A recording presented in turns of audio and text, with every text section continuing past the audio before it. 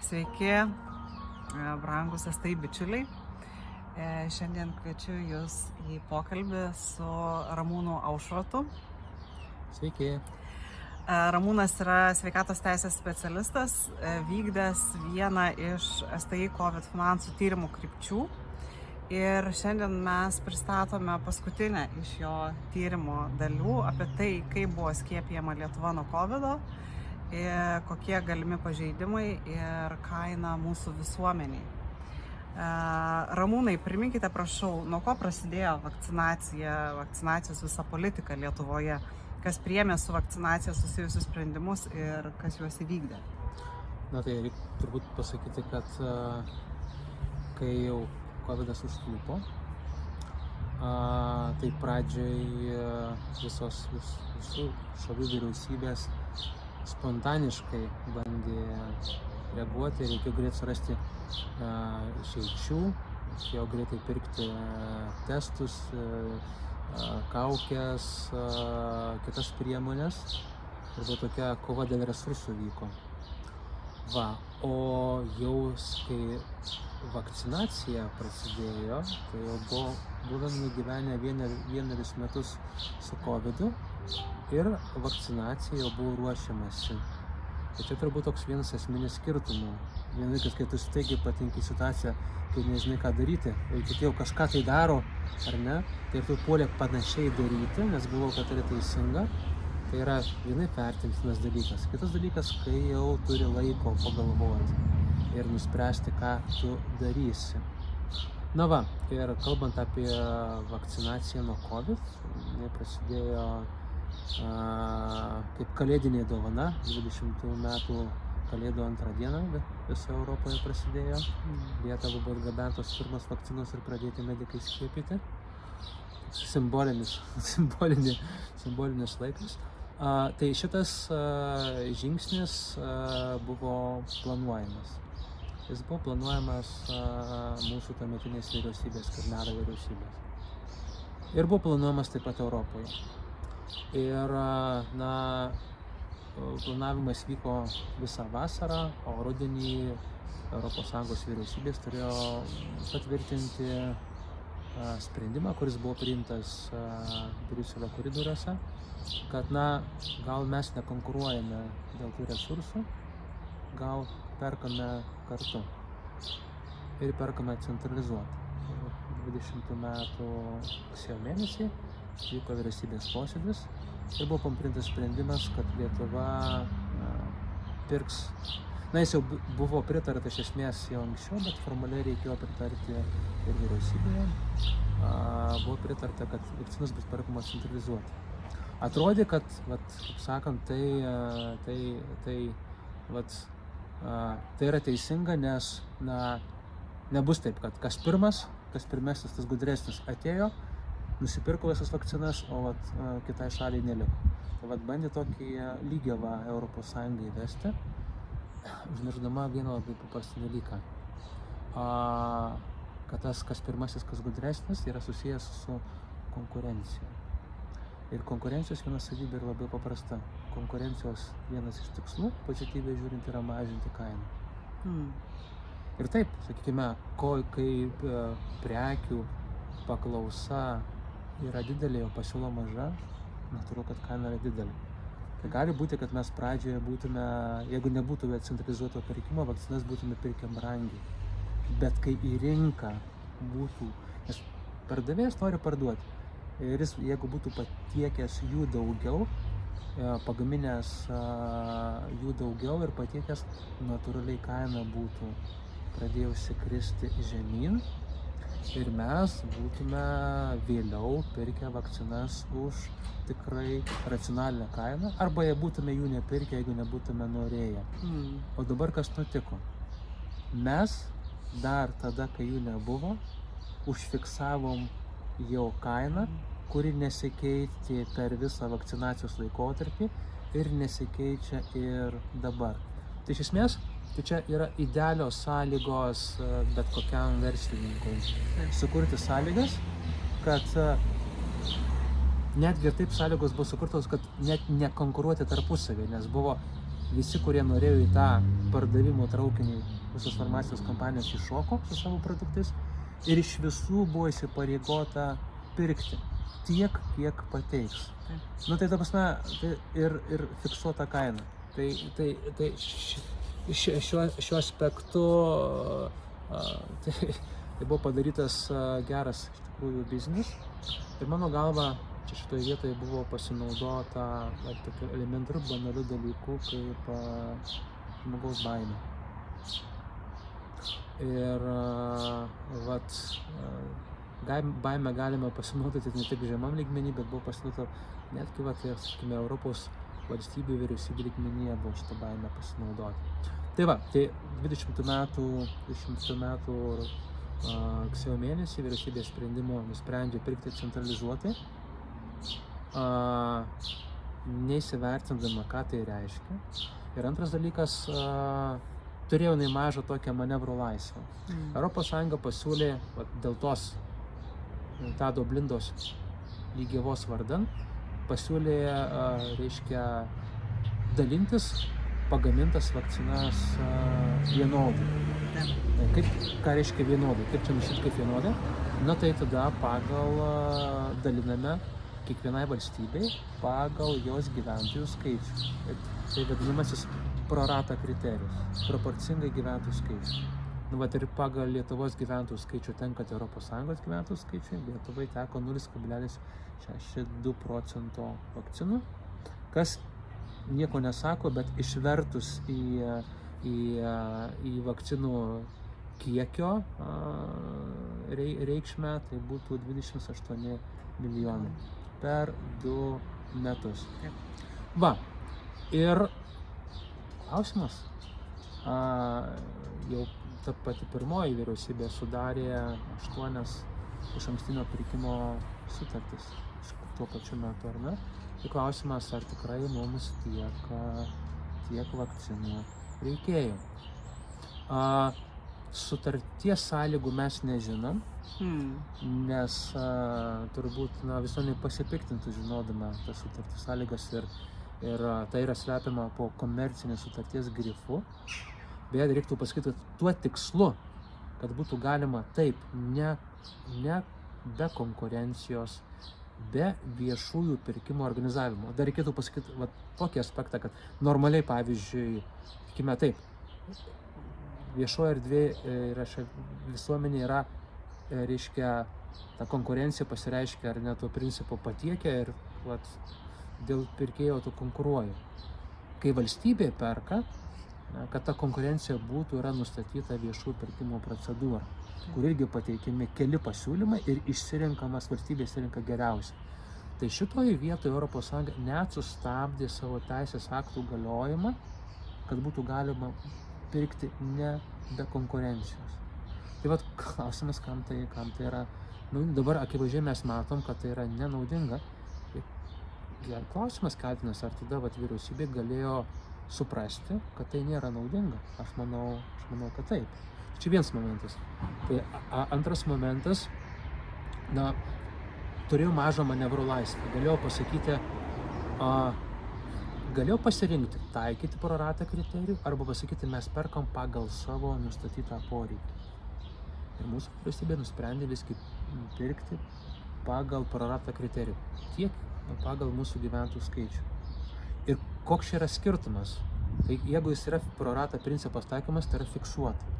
Kiek gyventojų pagal tai paskaičiuos ir tiek ir patieks. Pagal poreikį reiškia, kad jūs patys pasakykite, kiek jums reikia. Ir tada tu sprendi įsivertinti, ar ne, pasižiūri, ne? Mes turime, kiek mes norime paskiepyti, kokią grupę, ne? Ir pasižiūrime, kokia yra, pavyzdžiui, rezistencija. O Lietuvoje tradiciškai pažymi pakankamai didelę vakcinacijos rezistenciją. Tai pažiūri, per kiek laiko mes galėtume paskiepyti, ar ne? Ir tada galvojame, ar ne, ar tikrai mums reikia visus paskiepyti, arba reikia tik dalį ir taip toliau. Ir ką padaro Skvernelio vyriausybė? Jinai pasirenka tą pro ratą kriterijų, taip pat pasirenka, kad paskiepys ne mažiau kaip 70% gyventojų. Ir sutinka su tuo, kad gali vakcinų patiekta ir daugiau, negu reikia tam 70% paskiepinti. Ir jinai taip pagal sutartį taip ir išeina, kad tam, kad 70% paskiepyti, nereikia 28 milijonų. Tai jinai sutinka su daugiau principų. Ta dalyką padaro sąmoningai. Ir va tada klausimas, šita visa tvarka liudija apie tai, kad 20 metų rudenį vyriausybė suplanavo ir nusprendė dėl masinės vakcinacijos. Visuotinės gyventojų, kad skiepys visus. Aišku, tas visus yra sąlyginis dalykas, nes, visus tai ir kūdikiai yra, tai kūdikių nepaskiepysi. Ne? Tai skiepia tik nuo 5 metų. Ta riba žemina nuo 18, 14, 12, 7, 5 riba nuotraukia, bet nuo kūdikių tikrai neskiepia. Ir klausimas yra, tai yra ir persirgusių žmonių.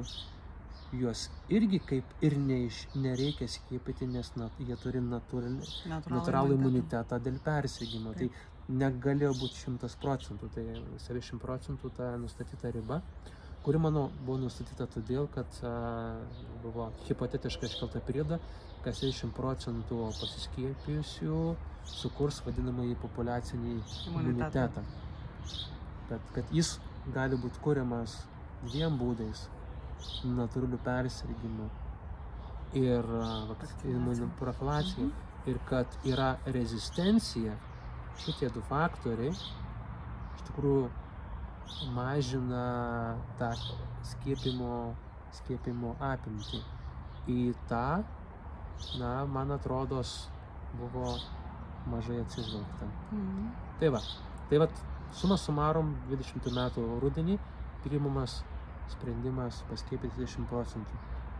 Ir kokiamis priemonėmis, Ramūnai, buvo pasiektas tas išsikeltas tikslas 70% visuomenės pasiskiepijusios nuo COVID-o? Tai matai, Skvernelio vyriausybė priėmė tą sprendimą. Koks jos būtų buvęs planas, kaip tą dalyką padaryti, mes nežinome.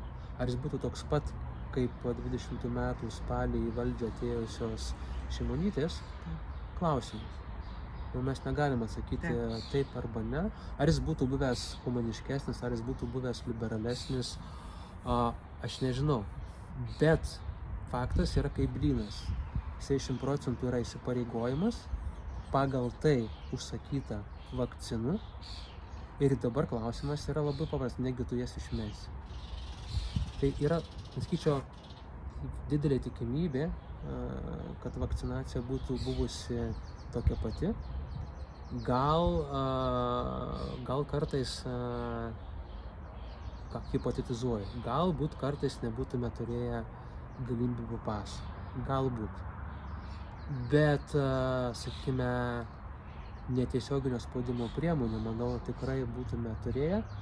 Ir, sakykime, finansinių paskatų tam tikrų irgi medikams spausti arba įtakoti žmonių apsisprendimą skiepytis, taip pat būtume turėję, socialinės kampanijas dėl skiepimo būtume turėję, užsipuolimus socialiniuose tinkluose,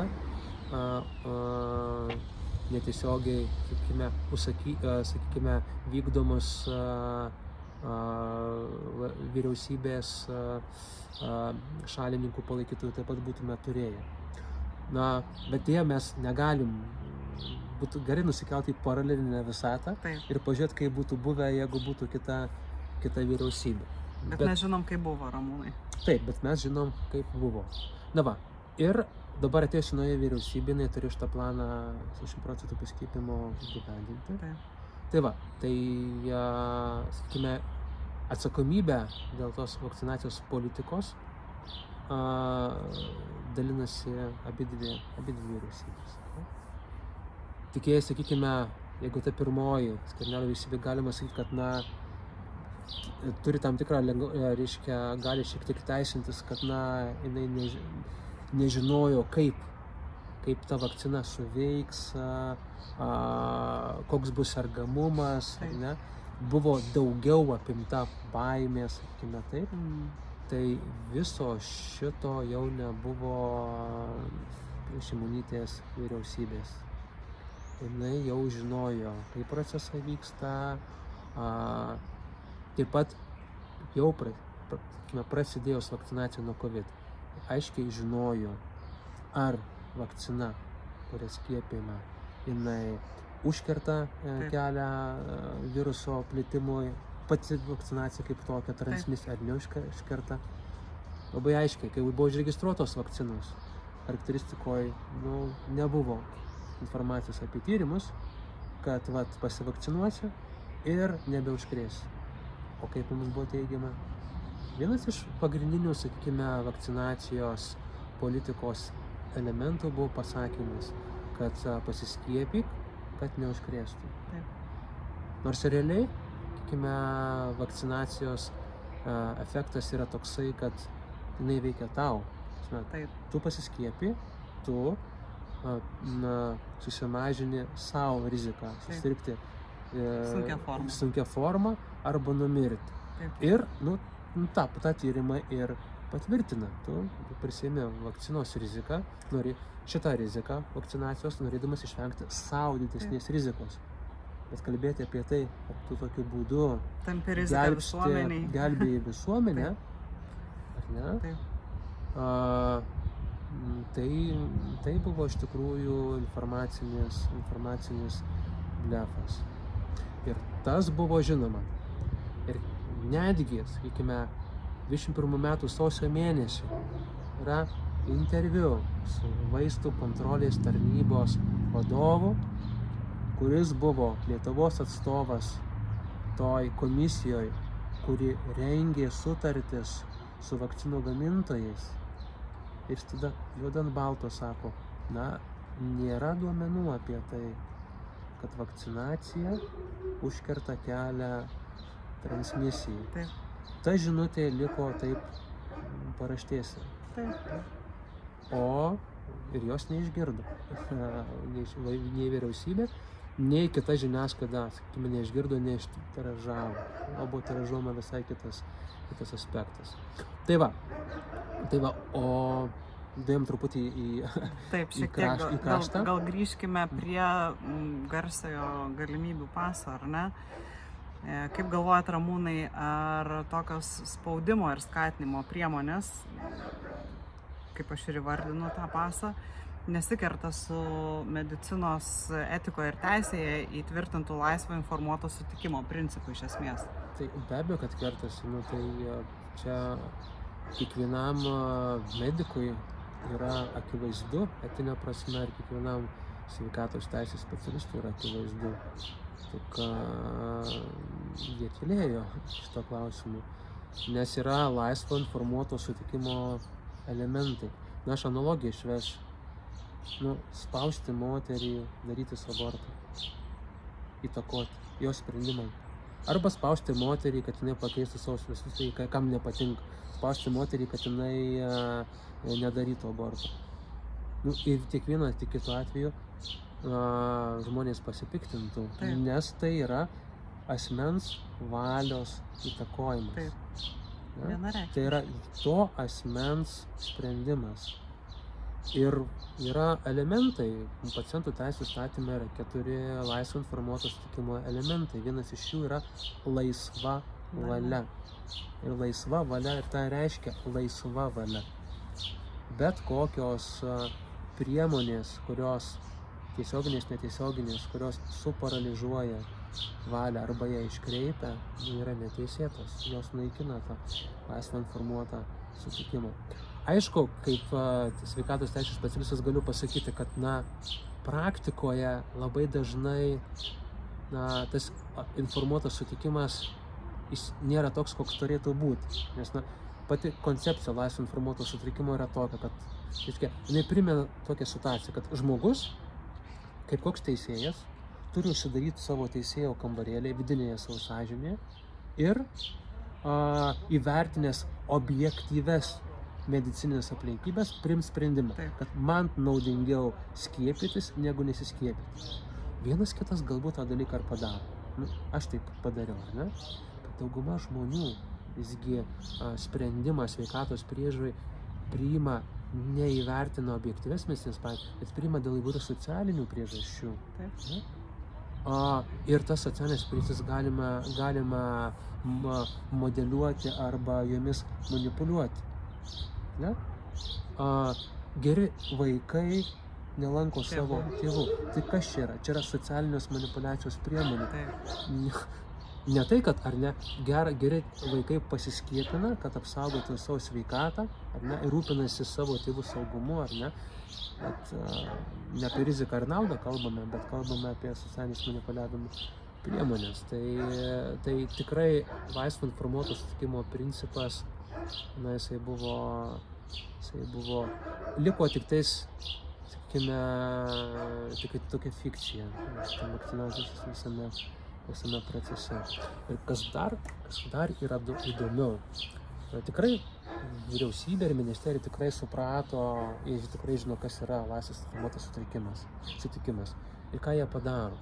Jie vakcinacijos proceso eigoje, jie pakeičia laisvo informuoto sutikimo taisyklės taikomas vakcinacijai. Kokiu būdu? Čia toks turbūt bus ekskursas, bet jis yra įdomus ir gal klausytojams bus įdomu išgirsti šitą dalyką. Kai atsirado pacientų teisių įstatymus, atsirado ir paciento sutikimo principas, tai yra normalus. Ne? Na va, reiškia, ir logika yra tokia.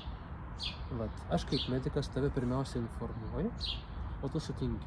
Taip. Tai pirmiausia yra arklys, o po to vežimas. Taip turi būti. Toks yra procesas. Na va. Ir daugumo atveju tai yra teisinga. Bet kartais yra tokios gyvenimiškos praktinės situacijos, kad tai neveikia. Ir atsirado tokių situacijų. Pavyzdžiui, žmogus iškviečia greitąją pagalbą, o jam medikas sako, tu pirmiau pasirašyk, o mes paskui tave vešim. Žmogus jau čia su viešpačiu šnekasi, o jam kiša popierių pasirašyti. Tai tokia situacija yra visiškai nelogiška. Ne? Arba gatvėje taip pat. Avarija vyksta, atkviečia, mes, žinot, kol jūs nepasirašysit, negalime, žmogus gal net nemato, dėl ko pasirašyti nesupranta. Ar ne? Tai tokios situacijos yra neobjektyvios. Tai yra vadinamosios, reiškia, tos išimtinės situacijos, kada negalioja informuoto sutikimo principas.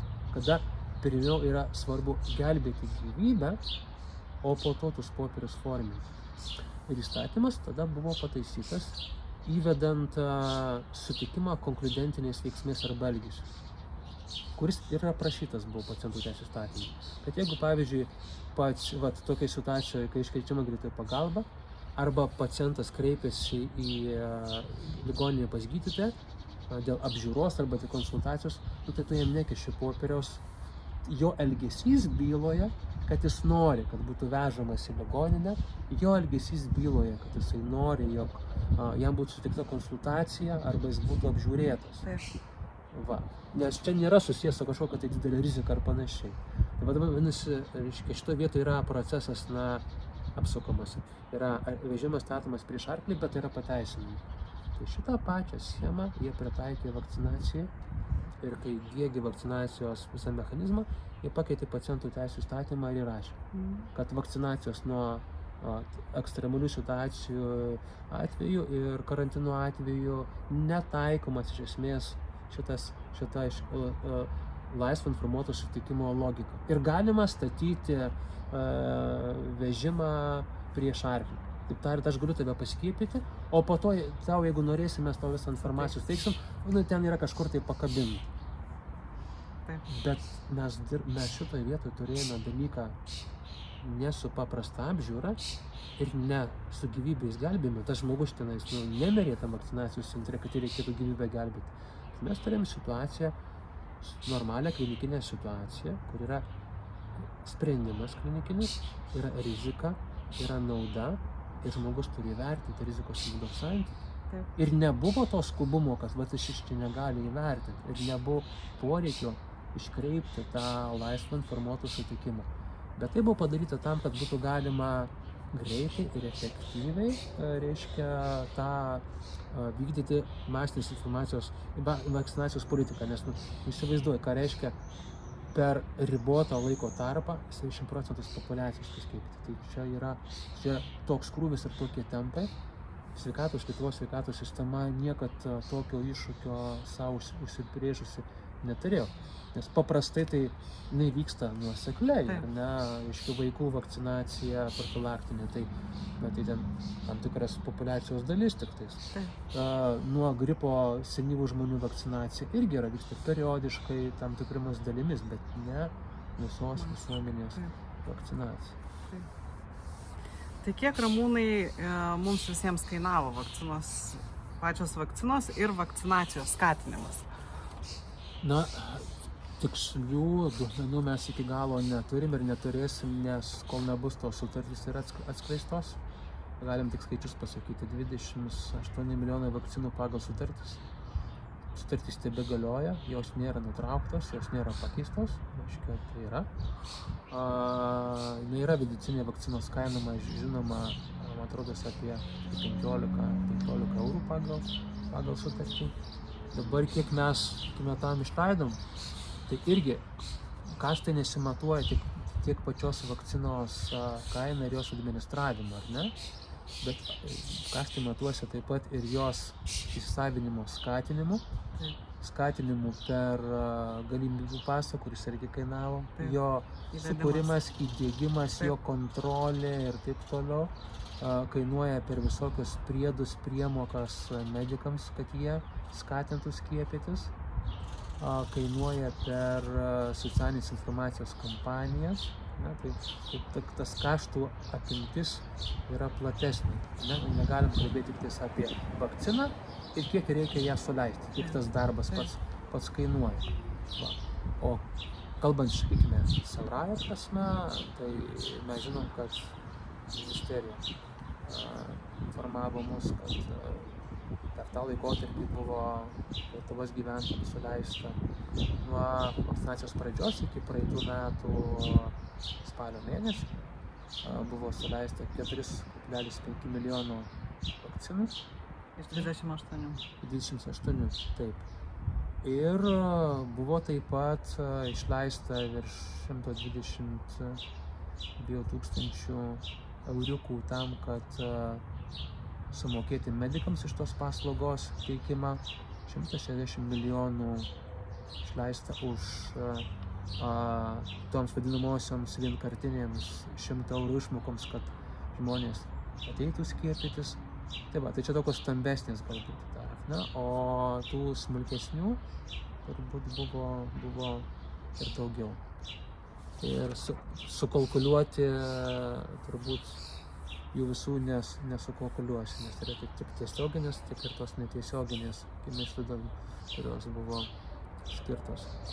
Bet turbūt ne pinigai čia yra svarbiausia. Pinigai labiau turbūt yra ta energija ir tas laikas, kurį valstybė iššvaistė, kurį būtų galima investuoti į sveikatos biosistemos tobulinimą arba kitų valstybė naudingų dalykų atlikimą.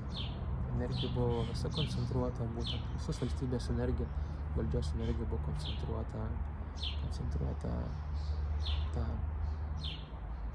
Tai ką mes visgi darysim su tom likusiam virš 20 milijonų nepanaudotų vakcinų? Na, tai man tas klausimas kyla, tai kodėl negalima drąsiai atsistoti ir pasakyti, kad mes, norim tas sutartėlės, nemokėsim pagal tas sutartėlės. Lenkai tą ir padarė. Jie pasakė, kad jiems tiek nereikės ir jie nesutinka. Aš negirdėjau tokios, būtų bent žinutė iš mūsų vyriausybės, kad mes bandysime eiti, kalbėti, derėtis, sakyti, kad ne, mums tos sąlygos nebetinka. Aš to negirdėjau. Gal tikrai tų galimybių nėra, aš nežinau, nes sutartį turi matyti, bet tu bent jau pasakyk, kad tu turi tokią nuostatą tą dalyką daryti, ne? vardan Lietuvos gyventojų interesų, vardan Lietuvos biudžeto, ar ne, saugojimo ir taupymo, tu pasakyk, kad tu tą dalyką darysi. Ne, aš negirdžiu. Aš girdžiu, pasakymą, aš girdžiu tokią politiką, atsivešim, tai paukosim tam. Ir, žinai, jau per tą visą laiką 1,15 milijonų paaukota tai tarptautiniai programai, Afrikai, kaip sakant, apsikeitimo. Dar milijonas paaukotas pagal individualius susitarimus, ar ten Kazachija, ar dar kažkam, ar neprisimenu iš tų valstybių trečio pasaulio. Ir dar 1 milijoną ketinama paaukoti. Na ir kažkaip keistai vyriausybė nusistačiusi yra tokią ribą, kad ir dalį teks turbūt utilizuoti. Nepasakė, kiek utilizuota, bet pasakė, kad iki 15%. Su prierašu, kad iki 15% utilizavimas vakcinų tai yra normali praktika pagal PSO duomenis. Tai 15% iš 20 milijonų, tai yra labai mažas.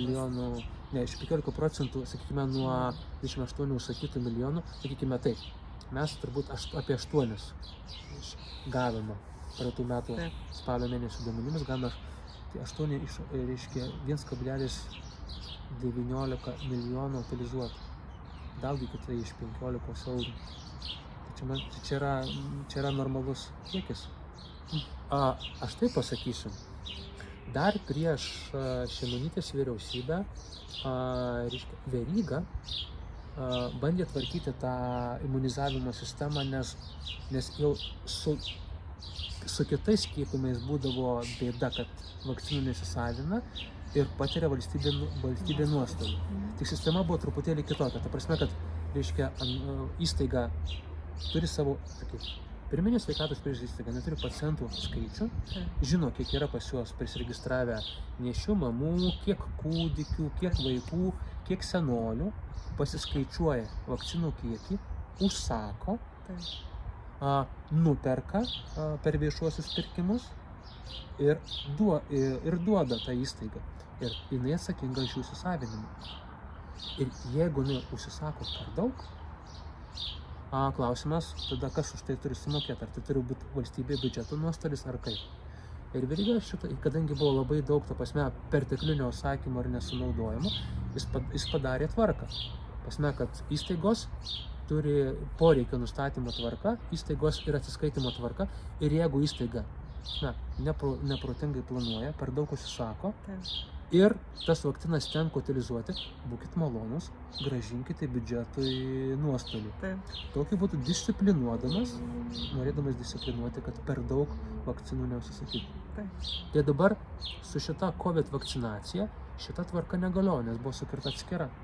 Ir ta prasme, valstybė šitoje vietoje užsisakė daugiau negu reikia ir savo tokios atsakomybės gražinti į biudžetą, jeigu per daug užsisakė ir tenka išmesti, neprisimė. O dar moka pinigėlis iš biudžeto už tai, kad tos perteklinės užsakytos vakcinos būtų utilizuojamos, nes tu jas negali šiaip jau išmesti į gatvę, o utilizavimas yra ne bet koks, jos turi būti deginamos aukštoje temperatūroje, nes tai yra vėl papildomi kaštai, ar ne? Tai yra vėl papildomi kaštai. Tai, truputėlį, sakyčiau, juokinga. Tai va. Va tokios stotelės.